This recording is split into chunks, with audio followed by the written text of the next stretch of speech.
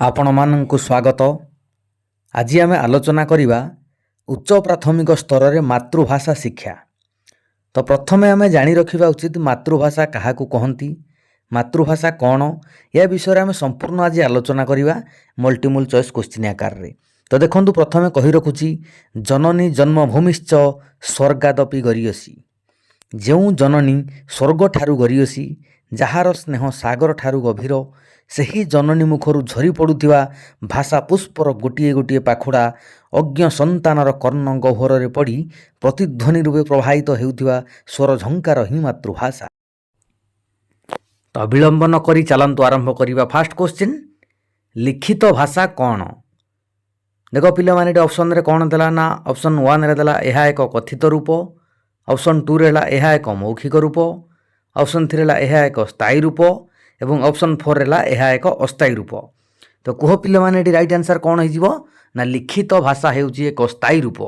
ଆମର option number 3 ହେଇଯିବ ଏଠି ରାଇଟ୍ ଆନ୍ସର୍। ଏବେ ଯିବା ପରବର୍ତ୍ତୀ କୋଶ୍ଚିନ୍। ଶିଶୁ ପ୍ରଥମେ କାହା ପାଖରୁ ଭାଷା ଶିକ୍ଷା କରିଥାଏ? ଦେଖ ପିଲାମାନେ, ଏଠି ଅପସନ୍ 1ରେ ଦେଲା ମା ଠାରୁ, ଅପସନ୍ 2ରେ ହେଲା ବାପା ଠାରୁ ଏବଂ ଅପସନ୍ 3 ହେଲା ପରିବାର ଏବଂ ଅପସନ୍ 4 ହେଲା ସାଙ୍ଗସାଥି। ତ କୁହ ପିଲାମାନେ, ଏଠି ରାଇଟ୍ ଆନ୍ସର୍ କ'ଣ ହେଇଯିବ? ଶିଶୁ ପ୍ରଥମେ କାହାଠାରୁ ଭାଷା ଶିକ୍ଷା କରିଥାଏ? ତା ନିଜ ମା ଠାରୁ। ସେଇଥି ଯୋଗୁଁ ତ ତାର ମାତୃଭାଷା କୁହାଯାଉଛି। ଠିକ୍ ଅଛି, ମାତୃଭାଷା ହେଉଛି ଶିଶୁ ପାଇଁ ଏକ ହଜମ ରସ। ଏଇ ଗୋଟେ ମୋଷ୍ଟ ଇମ୍ପୋର୍ଟାଣ୍ଟ କୋଶ୍ଚିନ୍, ବହୁବାର ବାରମ୍ବାର ପରୀକ୍ଷାରେ ରିପିଟ୍ ହେଉଛି। ମନେ ରଖନ୍ତୁ, କ'ଣ ମାତୃଭାଷା ଶିଶୁ ପାଇଁ ଏକ ହଜମ ରସ। ଏଇ କଥାଟି କିଏ କହିଥିଲେ ନା ବିଶ୍ୱକବି ରବୀନ୍ଦ୍ରନାଥ ଠାକୁର। ଏଇ ଗୋଟିଏ କଥା ମନେ ରଖନ୍ତୁ। ଠିକ୍ ଅଛି, ଏବେ ଯିବା ପରବର୍ତ୍ତୀ କୋଶ୍ଚିନ୍କୁ। ନା ମନର ଭାବକୁ କାହା ମାଧ୍ୟମରେ ପ୍ରକାଶ କରାଯାଏ? ମନର ଭାବକୁ କାହା ମାଧ୍ୟମରେ ପ୍ରକାଶ କରାଯାଏ? ଦେଖ ଅପସନ୍ରେ ଥିଲା ଭାବ, ଅପସନ୍ 2 ହେଲା ଧ୍ୱନି, ଅପସନ୍ 3 ହେଲା ଭାଷା ଏବଂ ଅପସନ୍ 4 ହେଲା ସଂକେତ। ତ କୁହ ପିଲାମାନେ, ଆମ ରାଇଟ୍ ଆନ୍ସର୍ ଏଠି କ'ଣ ହେଇଯିବ ନା ମନର ଭାବକୁ ଆମେ ଭାଷା ମାଧ୍ୟମରେ ପ୍ରକାଶ କରିଥାଉ। ଅପସନ୍ ନମ୍ବର 3 ଆମର ଏଠି ହେଇଯିବ ରାଇଟ୍ ଆନ୍ସର୍। ଏବେ ଯିବା ପରବର୍ତ୍ତୀ କୋଶ୍ଚିନ୍କୁ। ଭାଷା ସ୍ପଷ୍ଟ ଭାବେ ଉଚ୍ଚାରଣ କରିବା ପାଇଁ କାହାର ଭୂମିକା ଅଧିକ ଗୁରୁତ୍ୱପୂର୍ଣ୍ଣ? ଦେଖ ପିଲାମାନେ, ଏଠି ଅପସନ୍ରେ କ'ଣ ଦେଲା ନା ଶ୍ରବଣେନ୍ଦ୍ରିୟ, ବାଗଯନ୍ତ୍ର, ଦର୍ଶନେନ୍ଦ୍ରିୟ, ଘ୍ରାଣେନ୍ଦ୍ରିୟ। ତ କୁହ ପିଲାମାନେ, ଏଠି ରାଇଟ୍ ଆନ୍ସର୍ କ'ଣ ହେଇଯିବ? କମେଣ୍ଟ୍ରି ବକ୍ସରେ ନିଜ ନିଜର ମତାମତ ଦିଅ। ଦେଖାଯାଉ ଆପଣମାନେ ଯେଉଁ ଆଜିର ଭିଡ଼ିଓରେ ଯେତିକିଟା ବି କୋଶ୍ଚିନ୍ ଡିସ୍କସନ୍ କରାଯିବ ତାର କେତେ ଉତ୍ତର ଦେଉଛ। ଠିକ୍ ଅଛି, ବହୁତ ବଢ଼ିଆ। ବାସ୍ ଏଇଭଳି ଉତ୍ତର ହିଁ ଚାହୁଁଥିଲି। ଖାଲି ଡାଲମା ସନ୍ତୁଳା ଘାଣ୍ଟି ଦିଅ। ଅପସନ୍ ନମ୍ବର 2 ବାଗଯନ୍ତ୍ର, ସଠିକ୍ ଉତ୍ତର ହେଉଛି ବାଗଯନ୍ତ୍ର। ଏବେ ଯିବା ପରବର୍ତ୍ତୀ କୋଶ୍ଚିନ୍। ଛୋଟ ପିଲାଟିଏ କେଉଁଠାରୁ ଭାଷାର ବିଭବ ଅଧିକା ଶିଖେ? ଦେଖ ପିଲାମାନେ, ଅପସନ୍ରେ କ'ଣ ଦେଲା ନା ପଶୁପକ୍ଷୀମାନଙ୍କ ଠାରୁ, ଶିକ୍ଷକଙ୍କ ଠାରୁ, ପରିବାର ଲୋକଙ୍କ ଠାରୁ ବା ବିଦ୍ୟାଳୟରୁ। ତ କୁହ ପିଲାମାନେ, ଶିଶୁ କାହାଠାରୁ ଭାଷାର ବିଭବ ଅଧିକା ଶିଖେ? କ'ଣ ହେଇଯିବ ଉତ୍ତର ଏହାର? ଅପସନ୍ ନମ୍ବର 3 ପରିବାର ଲୋକଙ୍କ ଠାରୁ। ଠିକ୍ ଅଛି, ଏବେ ଯିବା ପରବର୍ତ୍ତୀ କୋଶ୍ଚିନ୍କୁ। କାହା ମାଧ୍ୟମରେ ଶିଶୁ ଭଲ ଭାବରେ କ୍ରିୟା ପ୍ରତିକ୍ରିୟା ପ୍ରକାଶ କରିପାରେ? ଦେଖ ପିଲାମାନେ, ଶିଶୁଟି କାହା ମାଧ୍ୟମରେ କ୍ରିୟା ପ୍ରତିକ୍ରିୟା କରିପାରେ? କୁହ ଅପସନ୍ରେ କ'ଣ ଦେଲା? ଦେଖ ବହିର ଭାଷା, ମାତୃଭାଷା, ଦ୍ୱିତୀୟ ଭାଷା, ଯେକୌଣସି ଭାଷା। ତ ଶିଶୁ ନିଜ ଭାବ ଏବଂ ନିଜ ଭାବଟି ପ୍ରକାଶ କରିବାକୁ ବା କ୍ରିୟା ପ୍ରତିକ୍ରିୟା କରିବାକୁ ତାର ମାତୃଭାଷା ତାକୁ ସାହାଯ୍ୟ କରେ। ତ ଅପସନ୍ ନମ୍ବର 2 ଆମର ଏଠି ଯିବ ରାଇଟ୍ ଆନ୍ସର୍। ଏବେ ଯିବା ପରବର୍ତ୍ତୀ କୋଶ୍ଚିନ୍କୁ। ଦେଖନ୍ତୁ, ଭାଷା କେଉଁ ଧାତୁରୁ ନିଷ୍ପନ୍ନ? ଫାର୍ଷ୍ଟ ଚିନ୍ତା କର, ଭାଷା ଭାଷ, ଭାଷ ଯୁକ୍ତକ ଆ ଭାଷା, ଭାଷ ଭାଷ ଯୁକ୍ତକ ଆ ଭାଷା। ତେବେ ଆମର ଭାଷାଟି କ'ଣ? ଭାଷ ଧାତୁରୁ ନିଷ୍ପନ୍ନ। ଏଇଠି ଅପସନ୍ରେ ନାହିଁ, ଗୋଟେ ମିଷ୍ଟେକ୍ ହେଇଯାଇଛି। ଏ ଭାଷ ଭାଷ ଧାତୁରୁ ନିଷ୍ପନ୍ନ ହେଉଛି ଭାଷା। ଠିକ୍ ଅଛି, ଏବେ ଯିବା ପରବର୍ତ୍ତୀ କୋଶ୍ଚିନ୍। ଭାଷାର ସର୍ବନିମ୍ନ ଏକକ କ'ଣ? ଦେଖ ପିଲାମାନେ, ଅପସନ୍ରେ କ'ଣ ଦେଲା? 1ରେ ଦେଲା ଧ୍ୱନି, ଅପସନ୍ 2ରେ ହେଲା ବର୍ଣ୍ଣ, ଅପସନ୍ 3 ହେଲା ଅକ୍ଷର ଏବଂ ଅପସନ୍ 4 ହେଲା ଲିପି। ଭାଷାର ସର୍ବନିମ୍ନ ଏକକ ପିଲାମାନେ କ'ଣ କହିଲେ? ଧ୍ୱନି। ଅପସନ୍ ନମ୍ବର 1 ଆମର ଏଠି ଯିବ ରାଇଟ୍ ଆନ୍ସର୍। ଏବେ ଯିବା ପରବର୍ତ୍ତୀ କୋଶ୍ଚିନ୍। ଭାଷା କାହାକୁ ପ୍ରକାଶ କରିଥାଏ? କୁହ ପିଲାମାନେ, ଭାଷା କାହାକୁ ପ୍ରକାଶ କରିଥାଏ? କାହାକୁ ପ୍ରକାଶ କରିଥାଏ? ଅପସନ୍ ନମ୍ବର 1 ଶବ୍ଦ, ଅପସନ୍ ନମ୍ବର 2 ଅର୍ଥ, ଅପସନ୍ ନମ୍ବର 3 ହେଲା ଭାବ ଏବଂ ଅପସନ୍ ନମ୍ବର 4 ହେଲା ଅକ୍ଷର। ତ କୁହ ପିଲାମାନେ, ରାଇଟ୍ ଆନ୍ସର୍ କ'ଣ ହେଇଯିବ? ମୁଁ ଉତ୍ତର ଦେବା ପୂର୍ବରୁ ଆପଣମାନେ ଠିକ୍ କରି ରଖନ୍ତୁ କି କମେଣ୍ଟ ବକ୍ସରେ ଜଣାନ୍ତୁ ଉତ୍ତରଟି କ'ଣ। ଦେଖାଯାଉ ଆପଣମାନେ केते मार्क टार्गेट कर रखी पारुछन आपण मानक प्रिपरेशन से अनुसार बढ़ेबे कि से अनुसार कंटिन्यू जारी रखिबे स्मार्ट वर्क रे। ठीक अछि। अब ऑप्शन नंबर बास बहुत बढ़िया एमिति उत्तर देई चल बास ऑप्शन नंबर 3 भाव। एबे जिबा परवर्ती क्वेश्चन। मातृभाषा को शिक्षार माध्यम भावे ग्रहण कले पिलार कौन लाभ हुए कह पिले माने या राइट आंसर कौन है कौन है ऑप्शन नंबर 3 मातृभाषा रे दक्षता बढ़िबा सह अन्य विषय रे मध्य दक्षता बढ़ी थाए। ऑप्शन नंबर 3 हमर एटी जीवो राइट आंसर। एबे जीवा परवर्ती क्वेश्चन को। मातृभूमि मातृभाषा उभय जननी सेवताकू भक्ति करे दिवस रजनी यही कथाटी किए कहितिले कुह पिले माने देख ऑप्शन रे कौन देला 1 रे देला गंगाधर मेहर ऑप्शन 2 रे हला मधुसूदन ऑप्शन 3 रे नंदकिशोर और ऑप्शन 4 ला राधानाथ। तो कुह पिले माने हमर एटे ऑप्शन रे कोटा हिजबो राइट आंसर किए कहितिले मधुसूदन राव। ठीक अछि। ऑप्शन नंबर 2 हमर एटे हिजबो राइट आंसर मधुसूदन। ठीक अछि। एबे जिबा परवर्ती क्वेश्चन को। मातृभाषा हम सृजनशीलतार विकास करि थाए बोली किए कहितिले देख पिले माने एटी ऑप्शन रे कोन देला सॉक्रेटिस जॉन ड्यू एटा जूयू हे जॉन ड्यू हेबा कथा। ठीक अछि। Option number 3 Plato option number 3 ला राइबर्न ए कथाटी किए कहितिले ऑप्शन नंबर 4 राइबर्न कहितिले। ठीक अछि। एबे जिबा परवर्ती क्वेश्चन को। प्राथमिक विद्यालय रे पठन करि नथिबा व्यक्ति कौन पढ़ी आनंद पाए देख पिले माने ऑप्शन रे कौन देला ना पुराण छांद गल्प इत्यादि ऑप्शन 2 रे भागवत ऑप्शन 3 रे साधारण पुस्तक और ऑप्शन 4 रे प्राथमिक स्तर बही। तो कह पिले माने प्राथमिक विद्यालय रे पढ़ी नथिबा व्यक्ति कौन पढ़ी की आनंद पाए कौन है राइट आंसर ऑप्शन नंबर 1 पुराण छांद गल्प इत्यादि ऑप्शन नंबर 1 हमर एटी जो राइट आंसर। एबे जिबा परवर्ती क्वेश्चन को। प्राथमिक विद्यालय रे भाषा उपरे केउ शिक्षा आरंभ हुए कह पिले माने एटी राइट आंसर हमर कोन है जीवो ऑप्शन 1 रे दला अण आनुष्ठानिक ऑप्शन 2 रे आनुष्ठानिक ऑप्शन 3 रे धंदामूलक एवं ऑप्शन 4 रे साक्षात्कार भित्तिक। तो हमर राइट आंसर एटी कोन है जीवो आनुष्ठानिक शिक्षा। ठीक है। ऑप्शन नंबर 2 है जीवो हमर राइट आंसर। एबे जिबा परवर्ती क्वेश्चन को।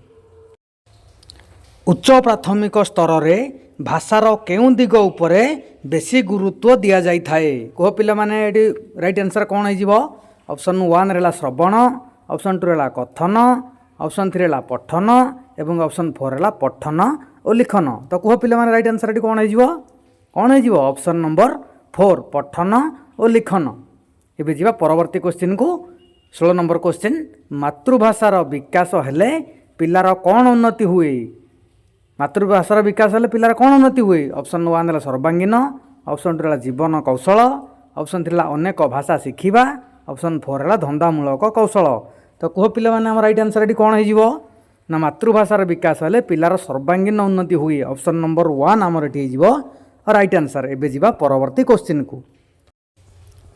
केउंटी भाषार विभाग नुहे देख पिला माने ऑप्शन रे कौन देला 1 देला गद्य ऑप्शन 2 रे पद्य ऑप्शन 3 रे रचना और पत्र लिखन एवं ऑप्शन 4 रे गणित कषा।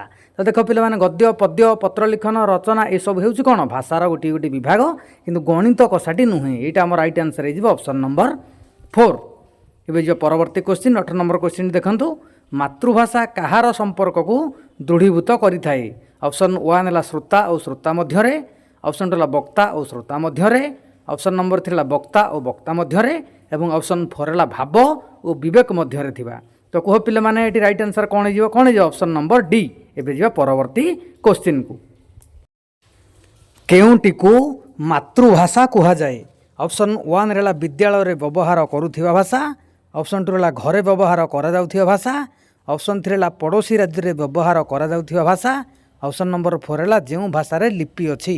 तो कह पिला माने हम राइट आंसर एटी कौन है जीवो ना जेउ भाषाटी घरे व्यवहार करा जाउथाए ताको मातृभाषा बोली कहा जाए ऑप्शन नंबर बी एठी है जीवो राइट आंसर। एबे जिबा 20 नंबर क्वेश्चन को देखंतु केउंटी भाषार विभाग नुहे केउंटी नुहे देखो ऑप्शन रे देला गद्य ऑप्शन 2 रे पद्य ऑप्शन 3 रे परीक्षण और ऑप्शन 4 रे व्याकरण।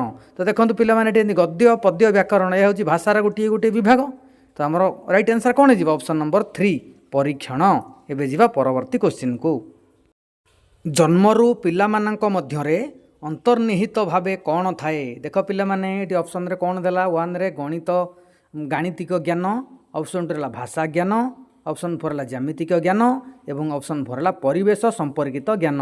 तो कह पिलामाने ये राइट आंसर कौन हो भाषा ज्ञान ऑप्शन नंबर 2 हो मोर राइट आंसर।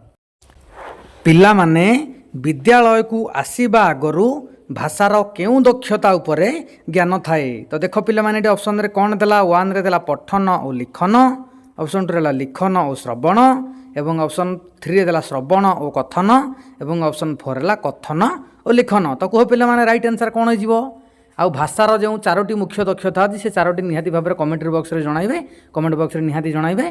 तो कह ये राइट आंसर कौन हो श्रवण और कथन यही 2टी दक्षता से माने हासिल करथांती विद्यालय आसिया पूर्व ऑप्शन नंबर 3 आमर एटी जीवो राइट आंसर। एबे जीवा परवर्ती क्वेश्चन को। एबे 23 नंबर क्वेश्चन टी डिस्कशन करिबा केउ उक्तिटी ठीक देखंतु ऑप्शन 1 रे देला श्रेणी रे पाठदान बेले मातृभाषा को माध्यम कले पिलाटीर शिखिबारे असुविधा हुए ऑप्शन 2 रे हला श्रेणी रे मातृभाषा माध्यम रे पाठदान शिक्षकों पई असुविधा हुए ऑप्शन 3 ला श्रेणी रे मातृभाषा माध्यम रे शिक्षादान कले पिलांको बुझीबार असुविधा रहे नाही ऑप्शन नंबर 4 ला श्रेणी रे मातृभाषा माध्यम रे पाठदान कले पिलांकर गाणितिक ज्ञान क्रमशः कमी जाए। तो कह पिला माने हम राइट आंसर एटी कौन हो ऑप्शन नंबर 3 श्रेणी रे मातृभाषा माध्यम रे शिक्षादान कले पिलांको बुझीबार असुविधा रहे नाही ऑप्शन नंबर 3 हमर हो राइट आंसर। एबे जीवा परवर्ती क्वेश्चन को। उच्च प्राथमिक स्तर केउं श्रेणी रु केउं श्रेणी पर्यंत देख कह पिला माने हमर राइट आंसर कौन हो उच्च प्राथमिक बोले षष्ठ रु अष्टम ठीक अच्छे प्राथमिक बोले प्रथम रु पंचम आम राइट आंसर हो ऑप्शन नंबर 1। एबे जीवा परवर्ती क्वेश्चन NCF 15 कौन पिले माने देख ऑप्शन रे देला राज्य सरकार एक पाठ्यक्रम प्रस्तुति पई कमिटी ऑप्शन 2 रे केंद्र सरकार तरफ प्रस्तुत करा पाठ्य खसड़ार नाम एवं ऑप्शन 3 ला राज्य सरकार पाठ्य खसड़ार नाम एवं ऑप्शन 4 ला पाठ्यक्रम प्रणयन करथिबा केंद्र सरकार नाम। तो कह पिले माने राइट आंसर कौन हो ना ऑप्शन नंबर बी हो आम राइट आंसर केंद्र सरकार तरफ प्रस्तुत करा पाठ्य खसड़ार नाम। एबे भाषार 4टी मुख्य दक्षता कौन देख पिले माने ऑप्शन रे कौन देला 1 रे स्वशिक्षण धारणा और बोधगम्यता ऑप्शन 2 रे श्रवण शब्द भंडार वृद्धि एवं ऑप्शन 3 रे देला श्रवण कथन पठन लिखन एवं ऑप्शन 4 ला श्रवण स्वशिक्षण। कह पिले माने भाषार 4टी मुख्य दक्षता कौन कही पूर्व श्रवण कथन पठन लिखन ऑप्शन नंबर 3 हो राइट आंसर। एबे जीवा परवर्ती क्वेश्चन केउंटी भाषा शिक्षार उद्देश्य नुहे एक ऑप्शन 1 रे देला मानवीय गुणावली मूल्यबोधर विकास विचित्र करिवार धारा सह परिचित कराइबा ऑप्शन 3 ला देश पई नागरिक गठन एवं ऑप्शन 4 ला निज अंचलर ऐतिह्य और संस्कृति सह परिचय। तो कह पिले माने राइट आंसर कौन हो ऑप्शन नंबर बी हो आम राइट आंसर चित्र करिवार धारा सह परिचित कराइबा। एबे जीवा परवर्ती क्वेश्चन 28 नंबर क्वेश्चन को लक्ष्य कर भाषार केतोटी दक्षता अच्छी। तो कह पिले माने भाषार केतोटी दक्षता अच्छी ऑप्शन नंबर 1 रे 2टी ऑप्शन नंबर 2 रे 3टी ऑप्शन नंबर 3 रे 8टी एवं ऑप्शन नंबर 4 रे 9टी। मन रखी था एटा मोस्ट इंपोर्टेंट क्वेश्चन भाषार मुख्य दक्षता होची 4टी किंतु भाषार टोटाल दक्षता यदि खाली भाषार दक्षता पचारि दियो तारे आखि बुझी मारिबे 9टी। तो भाषार मुख्य दक्षता कौन 4टी श्रवण कथन पठन लिखन एवं आपण माने कमेंट बॉक्स रे जणातु आउ 5टी दक्षता कौन बोली ठीक अछि आमर ऑप्शन नंबर 4 होइजिबाटी राइट आंसर 9टी। एबे जिबा परवर्ती क्वेश्चन को। साधारणतः भाषार केतोटी रूप अछि ऑप्शन नंबर 1 रे देख गोटिए ऑप्शन नंबर 2 रे 2टी ऑप्शन नंबर 3 रे 3टी एवं ऑप्शन नंबर 4 रे 4टी। तो कह पिले माने भाषार केतोटी रूप अछि 2टी रूप गोटे लिखित आ गोटे मौखिक ऑप्शन नंबर 2 होइजिबा हमर राइट आंसर। परवर्ती क्वेश्चन देखंतु मातृभाषा रे संपूर्ण दक्ष थिबा व्यक्ति को आमे कौन कहि परिबा ऑप्शन 1 है मूर्ख, ऑप्शन 2 है ज्ञानी, ऑप्शन 3 है गुणी एवं ऑप्शन 4 है मानी। तो आम राइट आंसर कौन हो ना ज्ञानी, ऑप्शन नंबर 2 हो राइट आंसर। एबे जीवा परवर्ती क्वेश्चन को, केउंटी भाषा शिक्षार नियम अटे। तो देख पिले माने ऑप्शन 1 रे देला भाषा को भांगी भांगी शिखाइबा उचित एवं ऑप्शन 2 रे देला भाषा सामग्रिक भाव में शिक्षा दिया जाई थाए एवं ऑप्शन नंबर 3 ला अक्षर गुडी को प्रथम रु लेखि शिखाइबे, ऑप्शन नंबर 4 ला भाषा रु प्रथमे व्याकरण शिखाइबे। तो कह पिले माने हम राइट आंसर कौन हो ना ऑप्शन नंबर 3 अक्षर गुडी को प्रथम रु लेखि शिखाइबे, ऑप्शन नंबर 3 हो राइट आंसर। एबे जीवा परवर्ती क्वेश्चन, उच्च प्राथमिक स्तर रे केउंटी भाषा शिक्षार उद्देश्य नुहे। देख पिले माने ऑप्शन रे कौन देला 1 रे विविध चिंतनर अग्रगति, ऑप्शन 2 रे सामाजिक सहिष्णुता एवं ऑप्शन 3 ला श्रवण और कथनर विकास एवं ऑप्शन 4 ला शांति श्रृंखला रक्षा।